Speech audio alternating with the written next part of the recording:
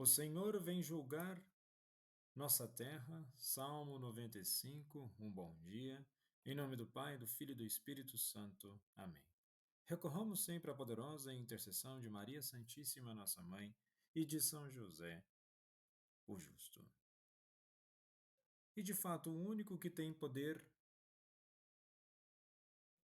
perfeição e pureza suficiente para julgar a terra é Deus. Mas isso não quer dizer que ele é um juiz severo, destruidor e que massacra a consciência das pessoas. Não.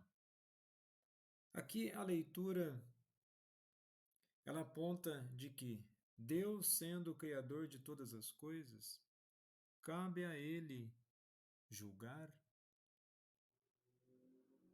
e saber o que é certo.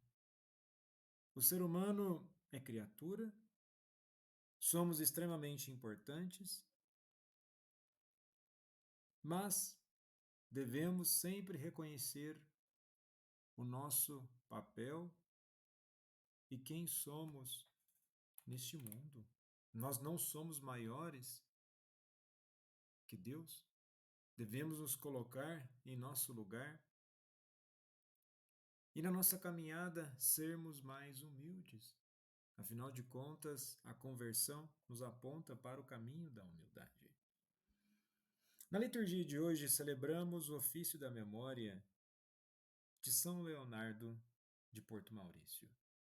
E ele diz assim: chore por pecados do passado, faça uma boa confissão, não peques mais no futuro, e todos vocês serão salvos.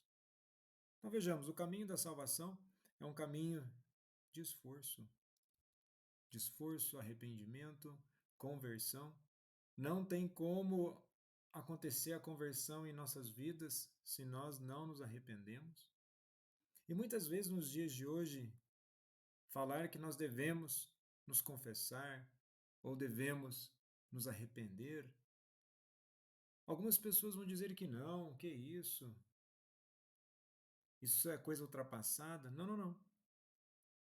Isso é para nos lembrar da nossa pequenez, do nosso estado limitado e frágil perante as coisas da vida. E reconhecer que nós somos frágeis e limitados e que erramos não é um sinal de fraqueza, muito pelo contrário, é um sinal de fortaleza. Porque reconhecendo os nossos erros, nós vamos nos fortalecer para não cometer os mesmos erros.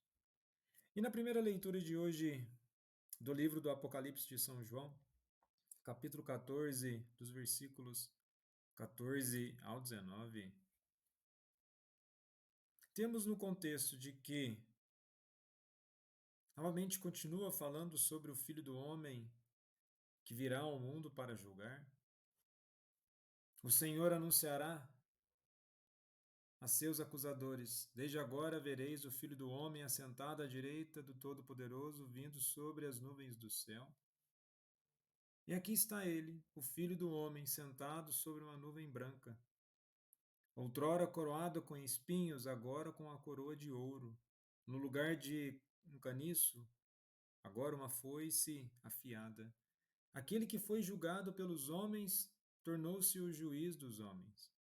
Revestido desta dignidade, ele ordena a grande ceifa da terra, seguida pela terrível vindima, ambas anunciadas há muito tempo, conforme nós temos em Joel 3, versículo 13, e Mateus 13, do versículo 30 e versículo 39. Uma última série de juízos, as taças, está para começar no capítulo 15. Também dessa vez os santos que terão de passar por eles são primeiramente vistos no estado de segurança. Só depois vemos os 7 anjos encarregados da execução das pragas sair do templo e receber as 7 taças de ouro cheias da ira de Deus. Queridos amigos, este mundo que vai ser julgado é o mesmo a que Deus amou de tal maneira que lhe deu o seu único filho. É que muitas vezes para as pessoas, ao dizer que Deus vai julgar, há um certo medo. Não, é o princípio do amor. E devemos entender novamente o contexto da leitura, se nós tirarmos que Apocalipse foi escrito dentro de um contexto de perseguição, de destruição, veremos que toda a linguagem é influenciada pelo momento. Isso não descaracteriza o sentido profético, mas devemos entender que, assim como o evangelho de hoje, em Lucas 21, dos versículos 5 a 11, fala sobre uma questão de que não ficará pedra sobre pedra, e isso nós temos logo no versículo dos versículos do evangelho de hoje. Naquele tempo, algumas pessoas comentavam a respeito do templo que era enfeitado com belas pedras e com ofertas votivas. Jesus disse: Vós admirais essas coisas? Dias virão em que não ficará pedra sobre pedra, tudo será destruído. Mas eles perguntaram: Mestre, quando acontecerá isso? E qual vai ser o sinal que essas coisas estão para acontecer? Jesus respondeu: Cuidado para não ser desenganados, porque muitos virão em meu nome dizendo: Sou eu. E ainda o tempo está próximo, não sigais essa gente. Vejamos o contexto do Evangelho. Jesus prediz a destruição de Jerusalém e do templo. Não ficará pedra sobre pedra. E quando Lucas escreve o Evangelho por volta do ano 80, a cidade santa e o templo já haviam sido destruídos. Uma curiosidade que atravessa os séculos é: quando será o fim? Isto é, a vinda do Filho do Homem. Jesus não define essa data. E vejamos nos tempos em que nós vivemos, basta acontecer algumas calamidades, guerras, e já começa a surgir especulações que é o fim do mundo. Basta acontecer a disseminação de certas ideologias e notícias e novamente as pessoas já procuram criar todo um cenário, um clima de fim de mundo. Então imagine no contexto de Apocalipse, e assim como no contexto do Evangelho de hoje, de que eles eram influenciados pelos acontecimentos da época. Aqui não estou reduzindo a palavra de Deus simplesmente a algo circunstancial e apenas fruto da história na qual está sendo escrita. Mas também não podemos descartar que aquela visão de mundo era proveniente dos acontecimentos da época e devemos entender que os momentos que nós estamos vivendo, de fato, não são momentos bons e nem fáceis. Se olharmos para a humanidade,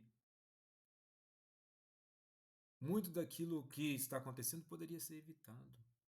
Então, certamente ganha um tom, um clima de fim, de destruição, pois parece que ainda o ser humano não aprendeu com seus erros. Parece que, mesmo que vai se repetindo muitas coisas que já aconteceram na história, o ser humano insiste em um caminho perigoso, ao qual que ele acha que é o senhor das coisas, na soberba e na arrogância, esquecendo de ser obediente, esquecendo das consequências da desobediência. E nós, que estamos nessa caminhada de humildade, que possamos, de fato, sempre analisar a nossa consciência e persistir no caminho da santidade. São Leonardo, rogai por nós. Jesus, manso e humilde de coração, fazei o nosso coração semelhante ao vosso.